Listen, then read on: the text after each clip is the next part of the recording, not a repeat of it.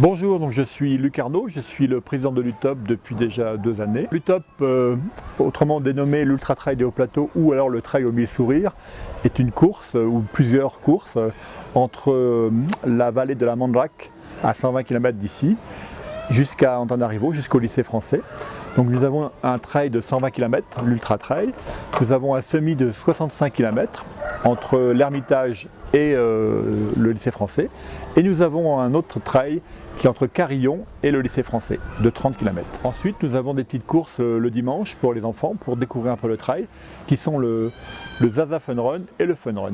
L'UTOP a pour vocation de faire connaître le trail à Madagascar. Madagascar est une terre magnifique, avec des paysages magnifiques. Et donc pratiquer, courir dans les sentiers, courir dans les collines, courir dans les rizières, courir dans les montagnes, c'est quelque chose d'assez formidable.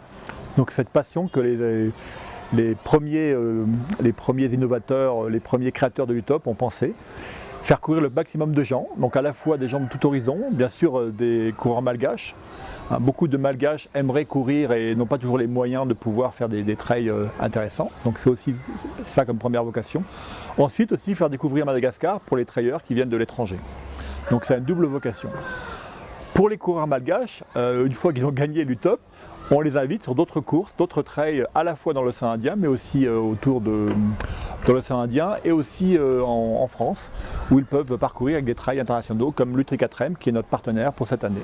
Alors au niveau environnemental, on essaye de préserver l'environnement au maximum, donc de faire un trail le plus écolo possible. Par exemple cette année, il n'y aura aucun verre distribué sur le top.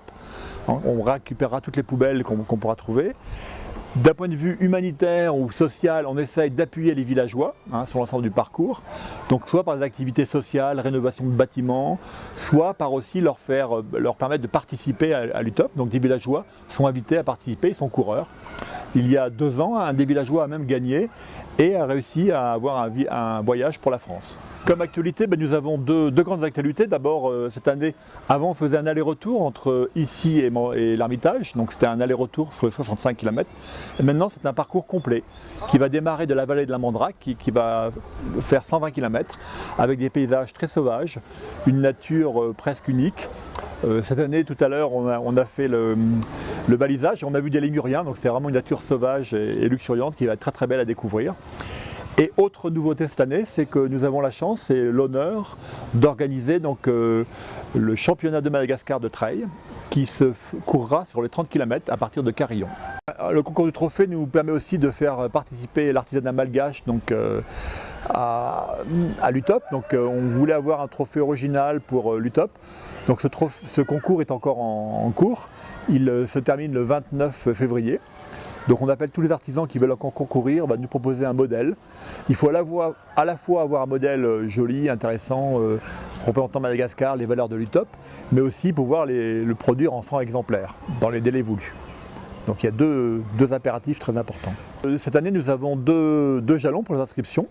Donc jusqu'au 29 février, donc c'est très bientôt, nous avons des inscriptions subventionnées. Donc nous avons des subventions. Les carnets de subventions sont disponibles ici au GRET, au niveau de Vedcare et au niveau du bureau de Nutrisaz. Avec ces carnets de subventions, vous pouvez avoir une participation subventionnée. Ça s'arrête le 29 février. À partir de cette date-là, les subventions ne seront plus subventionnées et les inscriptions s'arrêteront le 1er avril.